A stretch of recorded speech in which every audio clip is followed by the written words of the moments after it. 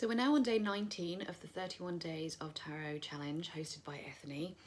And for this one we have another prompt which has been submitted by a member of the tarot community.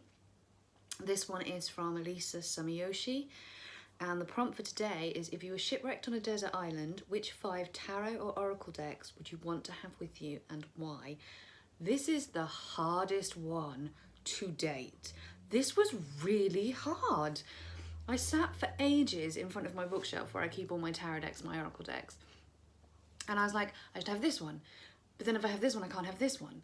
And maybe I should just have 5 tarot decks because I use tarot decks more than I use oracle decks. But then if I just have oracle decks, tarot decks, then I might want an oracle deck. Like, I actually had to have that moment. You know, you have that moment where you think it's not real, you're not really on a desert island, you don't need to give it that much power and time, chill out. It kind of felt like it was getting to that point. This was really hard and really stressful, and it was because I was being forced to make decisions. It was not good for me. It was not good for me. It was not good. It was stressful. But anyway, I made some decisions, so I will show you my decisions. So, I'm going to do a tarot. So I have, what do I have? I have 3 tarot decks and 2 oracle decks. Now, the first 2 I'm going to show you together. So, I would have with me my Alice in Wonderland Tarot and also my Alice in Wonderland Oracle. Now, these were the 2 that I probably debated on for ages, because I had that, like, if I take this, then do I really need this as well? But then I really like this, and I like this for different reasons than I like this. I mean, I like them both because they're Alice in Wonderland, but there's things about this one that I love that this one just doesn't have. So then maybe I could not have this and I could have a different tarot card, a different tarot deck instead. But then there's things about this tarot deck that I love, besides it being an Alice deck, that I don't get in this, and I don't get in other decks, and I don't know what to do. So in the end I just went, fuck it, I'm having both, and that's the end of it. So I would have both of these. I mean, if I was on a desert island and these were the only 2 decks that I had at all, okay, do you know what? If I was on a desert island, tarot and oracle would be the last things on my mind, if I'm completely honest. But if I was stuck on a desert island and my concern was tarot and oracle decks, then these 2, and I only had these 2, I could live with that. I would be comfortable with that. So they both made it into my list. I love them both. They are very precious to me. I would not want to leave them behind. So yes, I even have my Alice necklace on today. See? My Disney Alice.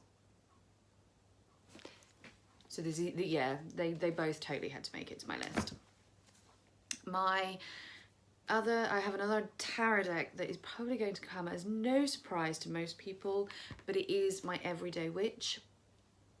This is still probably over and above this one my favourite of my tarot decks. I love the way it reads.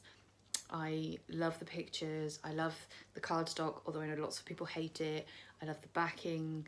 I love everything about this deck. I love it, I love it, I love it, and it absolutely had to make the list. There was no question. This was the only one I probably didn't quibble on. I knew this was on my list, and then it was just working out what else was on my list, basically. So my reasons are a bit naff, but my reasons are my reasons.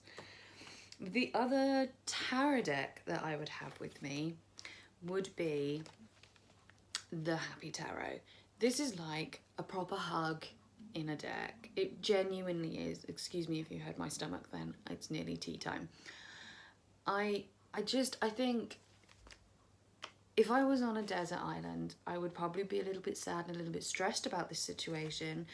And this deck was just an ideal way to make me feel happy and make me feel better in this weird scenario where I'm on a desert island, and so tarot is going to help.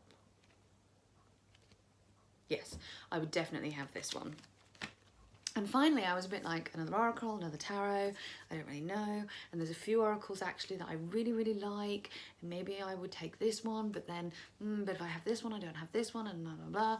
And it came down, it basically came down to a choice between, because I knew it was going to be an oracle. I'd made that decision.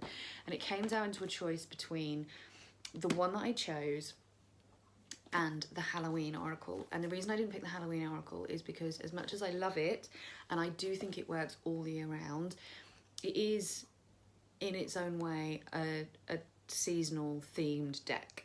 Whereas this one is more of an all-rounder, feminine, feminist, powerful, empowering deck that I think if I was stuck in this situation, I would want something that was going to give me that was going to help me tap into that strong goddess archetype feeling, and I think this deck would do that. So I've gone with the Love Your Inner Goddess Oracle by Alana Fairchild, and that would be my 5th choice. But as I say, I actually found this way more stressful than it needed to be, and that says so much about me and absolutely nothing about the prompt, which was a fun prompt and I really enjoyed, but I clearly have issues. So yeah.